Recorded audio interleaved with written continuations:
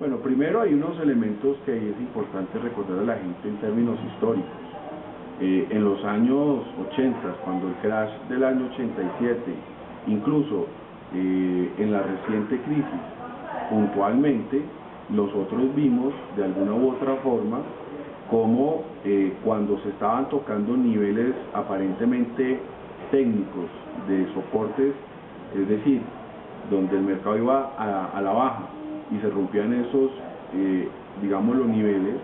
lo que terminaba ocurriendo es que las máquinas, no los seres humanos, las máquinas programadas para en ese momento salir a vender porque el análisis técnico lo indicaba, pues obviamente sobre reaccionaron a elementos que no estaban explicados ahí sí ya por las variables tanto del valor de los títulos como tampoco por el entorno económico. Y eso fue un claro reflejo de cómo los seres humanos,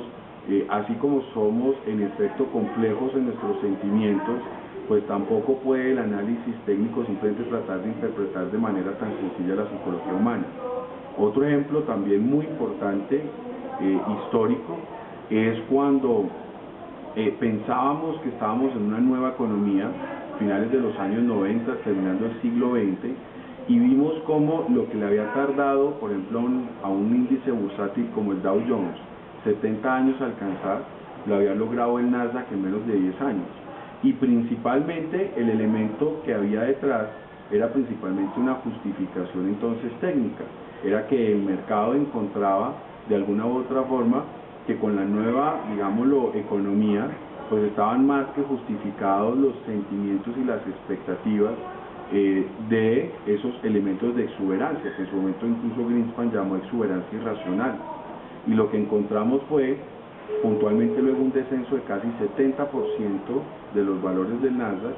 y a estas alturas, hoy en día el Nasdaq no alcanza a recuperar, ¿cierto?, ni siquiera el 50% del valor que tenía hace casi 10 años, lo que a la larga refleja, reitero, que los elementos fundamentales, que los elementos que puedan explicar que un valor de un activo no solo está explicado por un comportamiento o un sentimiento humano, de todos modos tienen que tener detrás unos fundamentales, es decir, algo que explique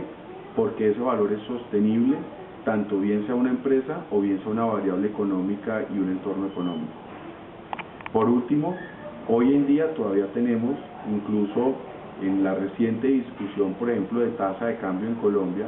elementos que a nosotros nos han servido, a veces para entender la psicología del mercado, hacia dónde puede ir la tasa de cambio, pero luego tratar de corroborar si de todos modos esa tasa de cambio está explicada por fundamentales. También nos pasa hoy en día en el caso del mercado de ETs. Si el mercado de ETs,